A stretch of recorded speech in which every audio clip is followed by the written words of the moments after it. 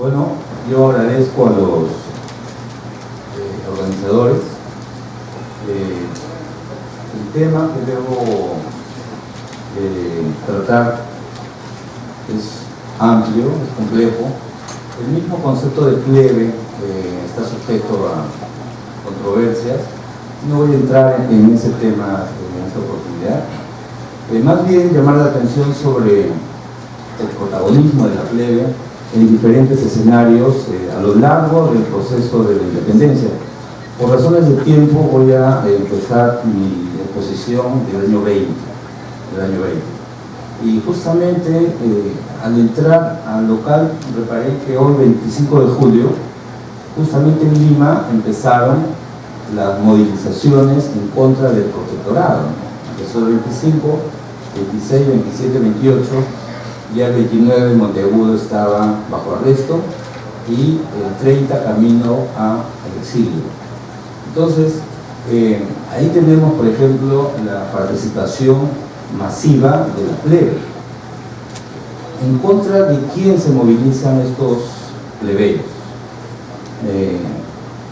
Se puede discutir de su movilización.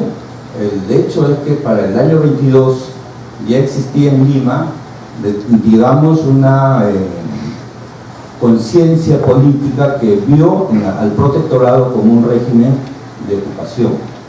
Pues no solo eso, si retrocedemos un poco, en septiembre del año 21, cuando Canterac regresa a Lima para hacer contacto con los castillos del Callao, también se produce un movimiento de masas. Nuevamente la plebe sale y lo que se conoce es que estos mismos grupos populares cometen actos, expropiaciones, atacan, bueno, familias propietarias españoles. Antes, cuando San Martín ingresa a Lima y la Serna sale en dirección a la Sierra Central, también se ve la participación y la movilización de grupos plebeyos. La participación de estos grupos fue incluso el año 20, en enero de 1820, en el Callao se producen movilizaciones de la plebe también, pero esta vez a favor del gobierno virreinal.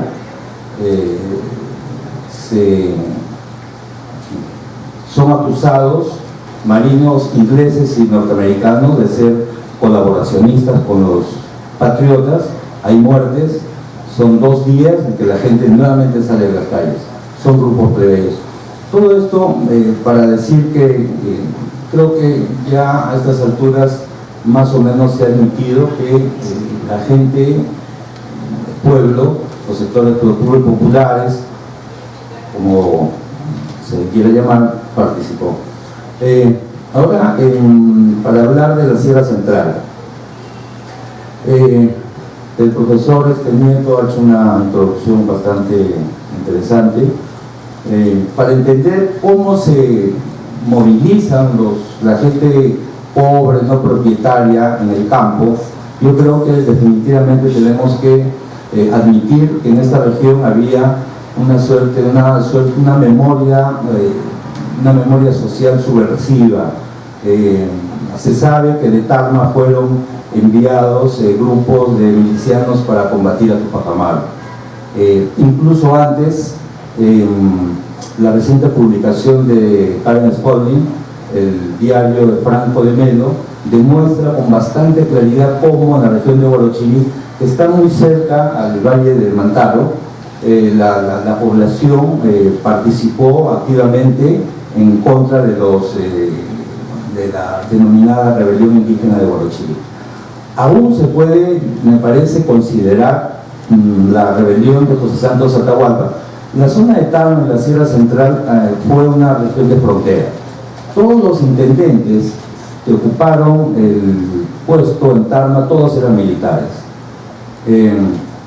Bueno, en 1812 el efecto de la rebelión o revolución de Huánuco en la Sierra Central fue enorme. La violencia que se propaló en toda la región está plenamente documentada. Antes se debe considerar también la presencia de los grupos que vienen del Cusco, y en el trayecto del Cusco a Huamanga se incorporan considerables grupos de plebeyos. Hay que pensar cómo para esos años en general todo el virreinato peruano ya yo pienso que debe considerarse el hecho de que la gente estaba atenta a lo que ocurría en todo el continente. Luego de Huánuco hay indicios de que los rebeldes, si bien que son derrotados, las repercusiones, digamos, de la violencia que ejercieron se dejan sentir en toda la región. Incluso el año 14 se nota presencia de grupos armados que están trajinando alrededor de Huancavelica. Entonces, yo creo que debe considerarse estos elementos para luego explicar qué ocurre justamente con la plebe en la región central. Otro elemento que me parece debe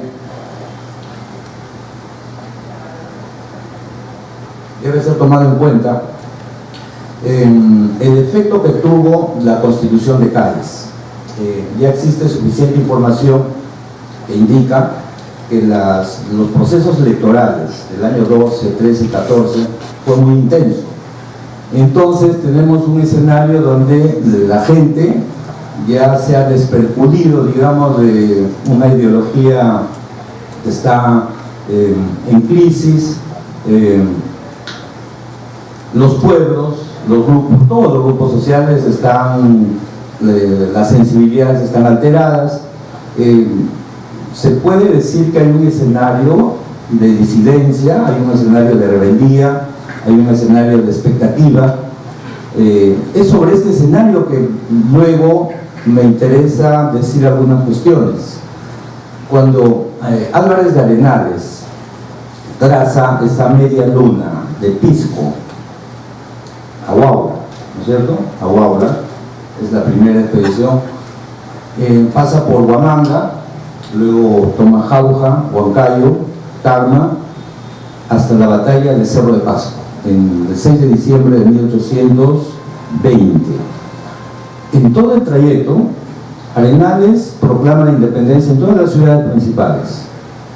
La proclamación se realiza siguiendo las costumbres, la gente notable, los vecinos de honor, etc., eso se conoce.